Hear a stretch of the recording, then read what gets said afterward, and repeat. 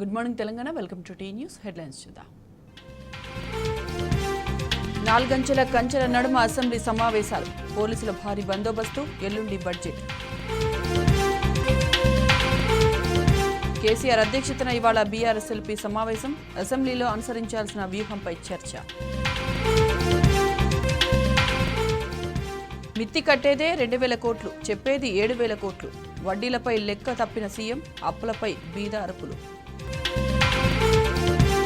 ప్రజల హక్కులను హరించేలా కొత్త న్యాయ చట్టాలు, రేవంత్ సర్కారు తన వైఖరి తెలపాలని కేటీఆర్ డిమాండ్. రాష్ట్ర వ్యాప్తంగా విస్తారంగా కురుస్తున్న వర్షాలు, ఉప్పొంగి ప్రవహిస్తున్న గోదావరి, ప్రాజెక్టులకు జలకళ. 7వ వసంతంలోకి గ్రీన్ ఇండియా ఛాలెంజ్, 3 మొక్కలతో ప్రారంభమైన మహా ఉద్యమం.